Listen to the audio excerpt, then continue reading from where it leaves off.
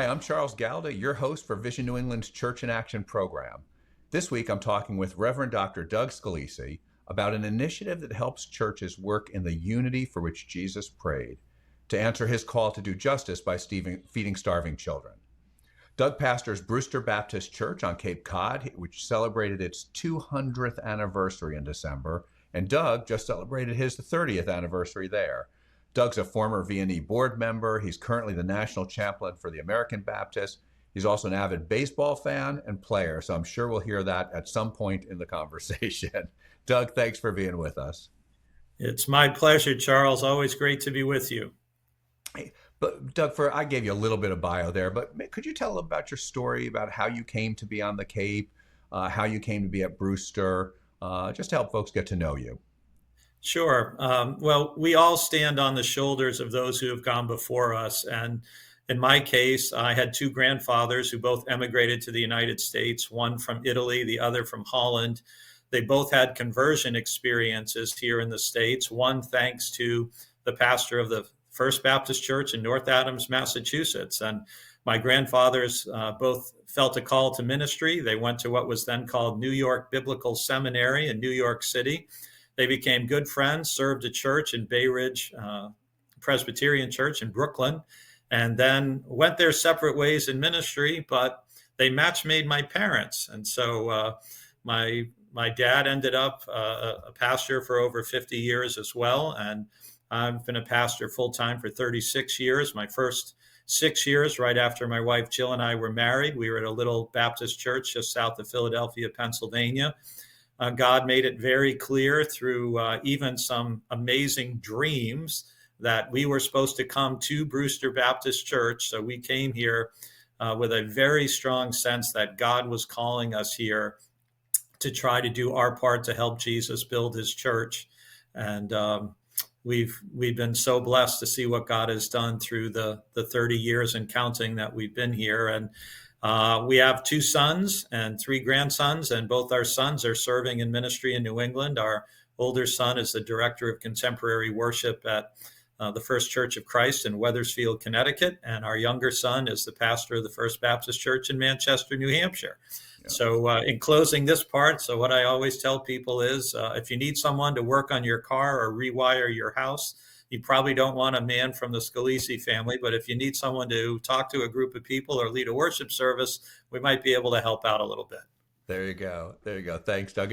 And maybe fill in a little bit about Brewster Baptist too, please, if you would. Sure. So Brewster Baptist Church, as you said, we are now in year 201. So we are not a new recent church plant like some of the congregations who get featured on Church in Action and some of the people I know through Vision New England's large church pastor network. And we're an older American Baptist church right on Main Street and the center of the Kings Highway, historic Kings Highway. Brewster is a small town, about 10,000 year-round residents that goes up to about low 30s in the summer. 41% of the homes in our community are seasonal homes. So we see a huge change in the population on Cape Cod and our part of the Cape, especially from May till about Columbus Day weekend. And when many churches in New England have their fewest people in worship in June, July, and August, we have the most.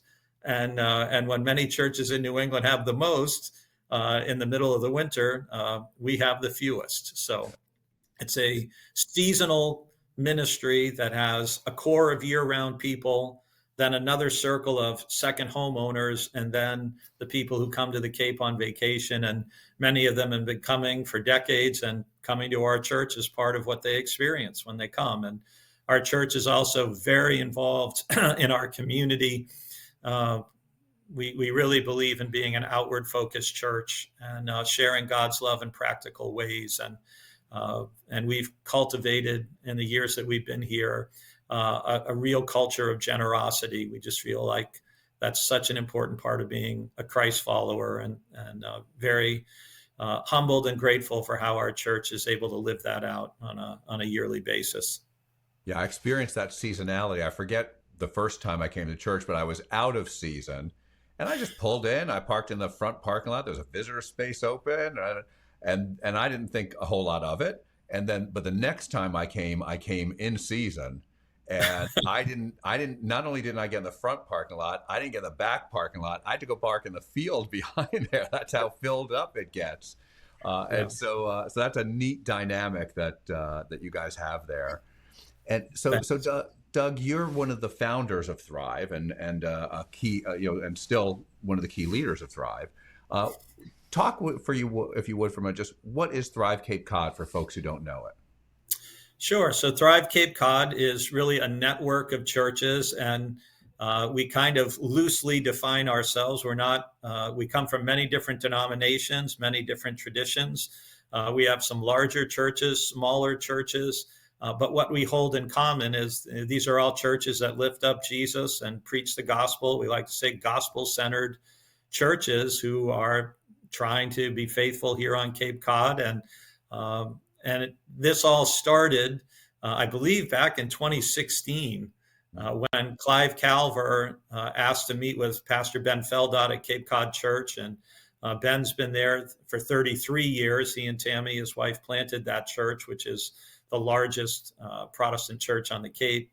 And I've been here for 31 years. And so this guy, Clive Calver, wanted to meet with us to share an idea that he had experienced in the UK of churches coming together across denominational lines to try to build unity and also bless their communities. And this nice guy from Connecticut, from Clive's church, drove him up. And as we both know, that was you. And so that's when we first met. And a year later, in March of 2017, we had our first Thrive Cape Cod conference, which consists of a worship service on Friday evening with a worship team made up of individuals from different congregations across the Cape.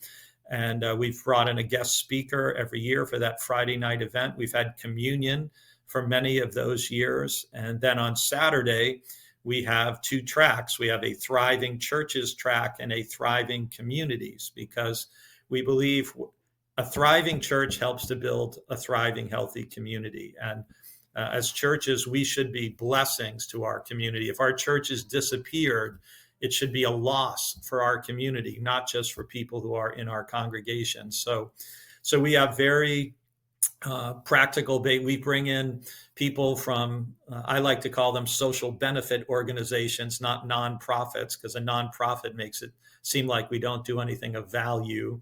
Mm-hmm. But people who work with the homeless, or with housing, or with food insecurity, or addiction, or foster care, or any number of issues to help in the building communities track. And then we talk about issues related to being a healthy, functioning church in the Thriving Churches track. And so it's a Friday night, Saturday event we've been doing in March now since 2017. We only missed 1 year because of COVID, where we pulled a little bit of something together online.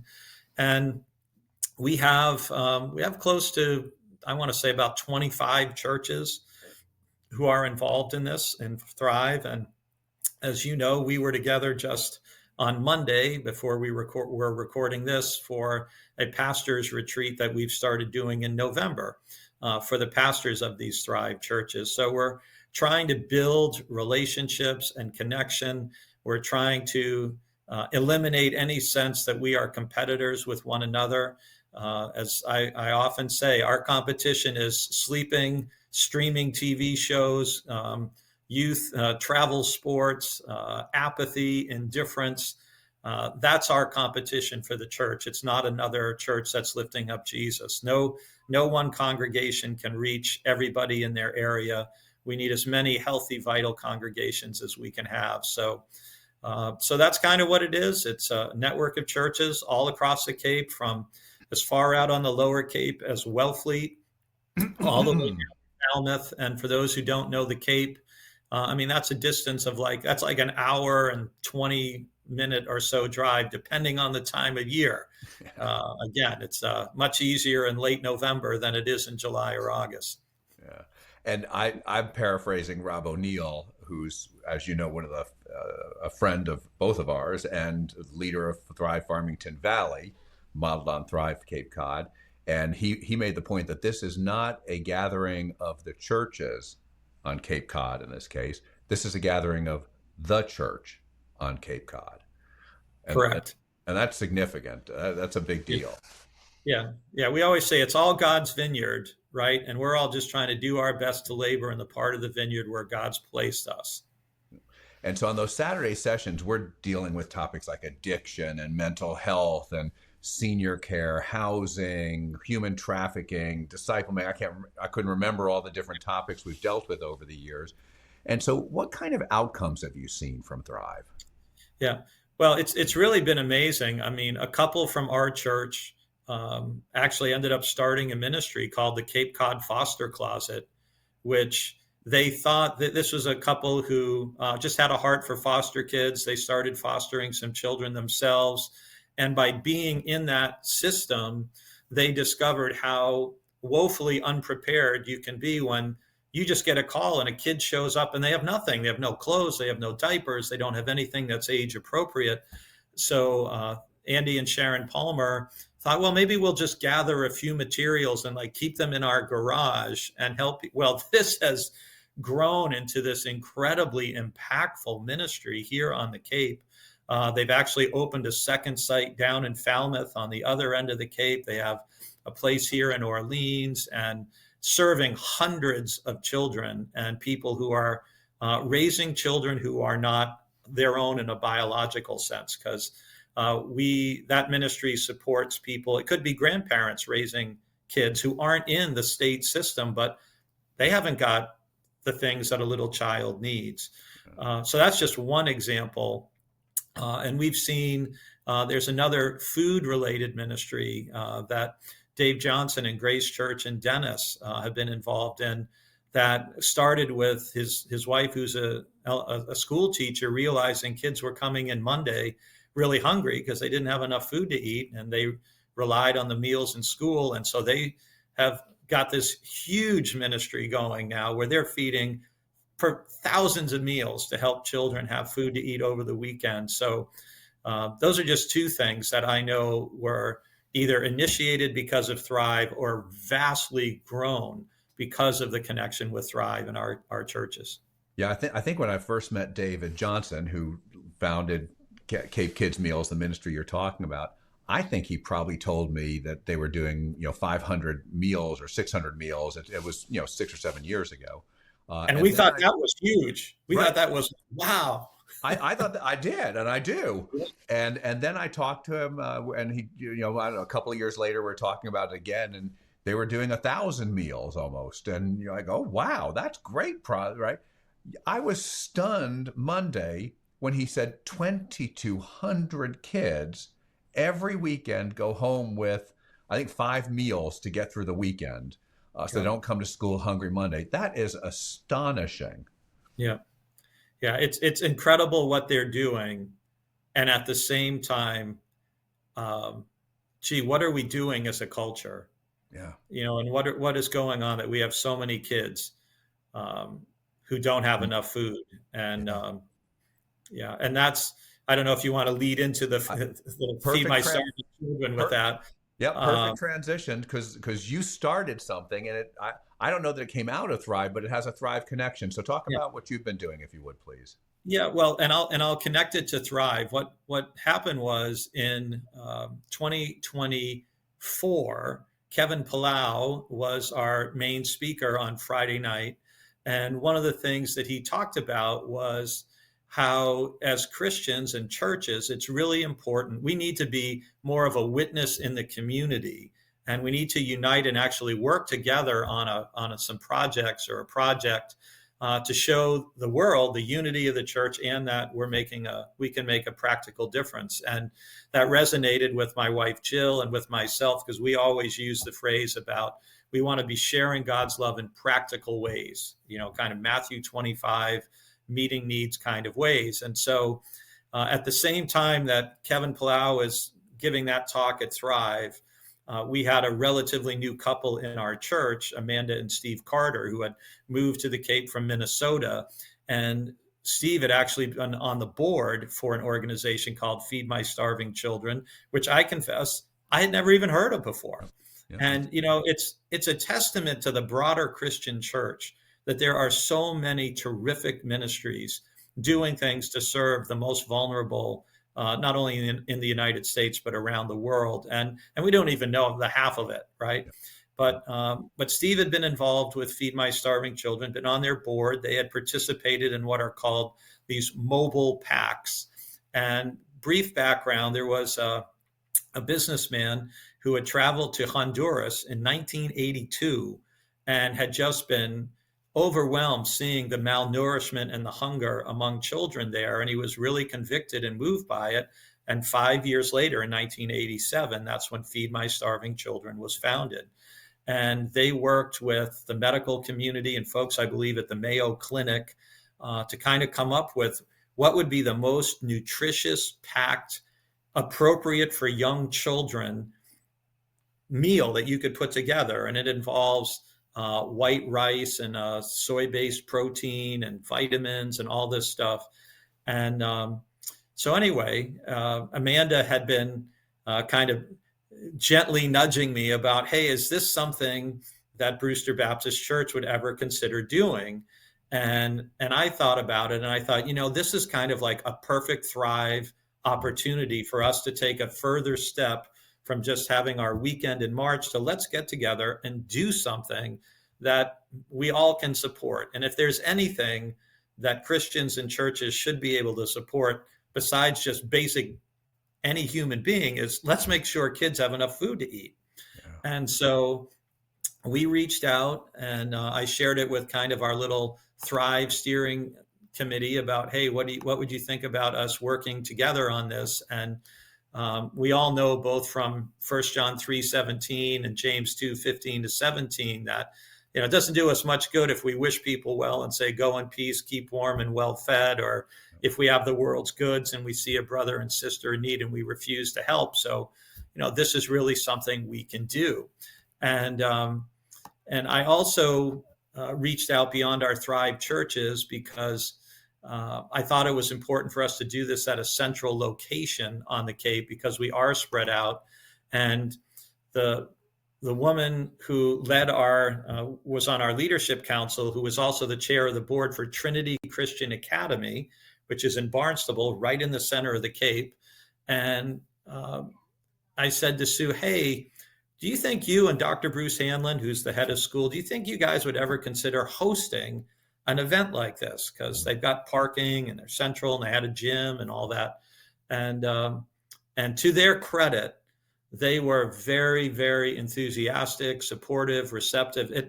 It's kind of like I said afterwards, be kind of like Charles saying, hey, I'd like to throw a party for like 600 something people at your house on this weekend. Would that be okay? And to their credit, they said, okay. And we put a steering team together, and that steering team, because you have different roles from fundraising to prayer and marketing, we had individuals from 8 different churches. Isn't that cool? Yeah. 8 different churches represented just on the steering team. And we're pretty sure we had individual volunteers from close to about 20 different congregations who were represented in coming out that actual weekend. And the amazing thing was we had 648 different volunteers, 648, who packed 106,272 meals in 24 hours. Now, Doug, say that again, because someone listening is going to say, I misheard that. Say the number again. So we had 648 individual volunteers who packed 106,272 meals in 24 hours. And one of the cool things was Brian Yike, who was the regional representative for Feed My Starving Children. This was only the second one of these mobile packs in New England. Oh, wow. The only other one that they had done before is at a Greek Orthodox church up in Worcester. And credit to them, some of their folks came all the way down to the Cape to be a part of our mobile pack, which that's St. George Orthodox Cathedral in Worcester. I want to make sure I call their name out right. And so they came down, but Brian is used to packing in other places. And a little credit to the still present Protestant work ethic thing that's here. And we were cranking through we went through all the materials that they brought, that they had to slow the last couple groups down just so the last shift coming in would have something to do. Wow. And they had planned to pack 100,000 meals. That was our goal. And we ended up doing the 106, 200 and change until we basically ran out. We didn't have anything left to pack. And now they then take the food and they transport it around the globe. Yep, they have partners all around the globe that they work with, and they have an incredible track record of getting the vast majority of their food to the people who need it, which is really amazing when you consider where it's going. And our meals went to Liberia, and they went to El Salvador. Wow. And again, part of what Feed My Starving Children is committed to is developing the whole person, body, mind, and soul. But it all begins with food. You can't, a kid who's got a hungry stomach and is then drowsy can't concentrate in school. And parents who are worried about their kids having enough there's a cascading effect, positively from having food and negatively from not having it. And so that's where our particular meals went. And so we've only got a couple minutes left, but talk about where you're going with it. So people had such a good experience that the entire steering team said, we want to do this again. And so we are aiming, we did it at the end of May, which it's always good to do things on the Cape before it gets to June. So we're looking to do this again at the end of May 29th and 30th of 2026. And if anyone who's watching this is on the Cape or a part of a church on the South Shore in Plymouth or something like that, you're more than welcome to come and participate. And I would encourage people, Feed My Starving Children has a simple website. It's just fmsc.org. And if people want to reach out to me, I can even give them Brian Yike's cell number, his email, if people would like to find out, hey, how could I look into maybe doing one of these mobile packs in our state, in our area, in our region? That's so cool. And I know you're targeting a bigger number next time. Yeah. And there is a financial there. I should be clear. There is a fundraising aspect to this because you're covering the cost of the materials, you're covering the cost of the shipping. But we easily raised, it was a little over $30,000. And between all the churches and individual donors, we raised the money easily. And so we're hoping to up the number of meals that we're able to do in 2026. And we didn't really touch on it, but there's also a great witness there. When you talk about that the school system is involved, working with something churches are leading, that it builds relationships and partnerships. It's just a great witness too. Yeah, it was really a win-win all around because for Trinity Christian Academy, which is, we support them with scholarship funds and we have people involved on their board and different things. But for them, it brought over 600 volunteers to their campus, which was a really good thing for the school. So as I was pitching it to everybody, I said, I really think this is a win-win-win kind of thing for us. It's a blessing for the children and the families who receive the food. It's a blessing for those of us who participate to be able to share from our abundance, to help people and to be a gospel witness. And it was a blessing for Trinity Christian Academy. So we're hoping it will all go well and it'll be even bigger this next year. That's great. Doug, thank you. Well, let me ask you one more thing before we go. So we'll go over just a little bit. Sorry. Share, if you would, something you've seen God do recently that you think is cool, whether it's related to Feed My Starving Children, Thrive, Brewster, your life. Love to hear something God's doing in your midst. Well, one of the things we did back in May and June of this year, we did a series basically on what Baptists believe. And one of those sermons that I preached, I have a wonderful team of pastors here at BBC, but I was the one who preached on believers' baptism. And what was interesting was in response to that message, I had a number of individuals, but it was like, let's say 3, 4, 5 people said, I haven't been baptized like you talked about. I want to be baptized. And the Holy Spirit just really seemed to use that message and connecting with people's hearts and spirits. And we went from having 3 or 4 or 5 people to be baptized that in August, and you have to time this up with Cape Cod Bay because the tide goes out a mile in Brewster. So you got to do this at high tide. But we baptized 37 people. On a Sunday in August, we had several hundred people come down to the beach. You want to talk about a public witness? Yeah. 200 or so people on the beach in Brewster in August, all 4 pastors out in the ocean, and people come. We had the logistics like landing planes at Logan Airport. We had to line up. You're going to this pastor, you're going to that pastor. But it was such an incredible, joyful day. And obviously the largest mass baptism in the history of our church. And I know we have other churches in New England that are much larger than ours who are baptizing hundreds of people. I mean, God really seems to be up to something in New England right now. And, I'm not a surfer in terms of a surfboard, but I do like body surfing.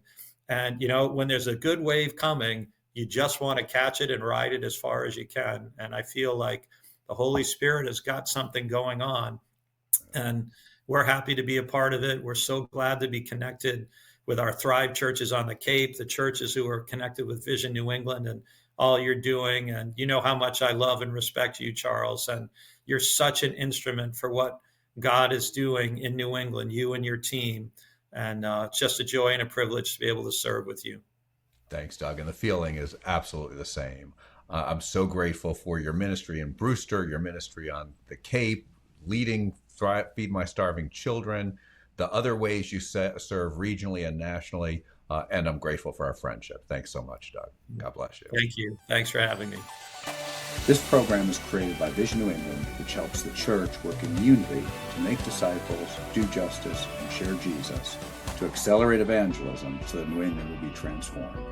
You can find additional resources and partner in our mission at visionNewEngland.org. This program is brought to you by our friends at the Palau Association, who are dedicated to proclaiming the good news, uniting the church, and impacting cities worldwide. Join us next Sunday at 2 p.m. on Life Changing Radio. Thanks so much, and God bless you. At Leadership Transformations, we believe that when you have the right resources to help you slow down and experience a deep and refreshing connection to God, you can become the discerning leader you know you are created to be. Friends, Steve Macchia here, and I have a free gift for your soul. It's called Pathways. Pathways is our weekly email aimed at offering you soul-nourishing content for the journey. It contains readings, prayers, spiritual practices, a link to the Discerning Leader podcast, as well as information about all of our upcoming soul care retreats, workshops, and online offerings. So head on over to leadershiptransformations.org today and sign up for this free resource. It will help you slow down and be more. God bless you, friends.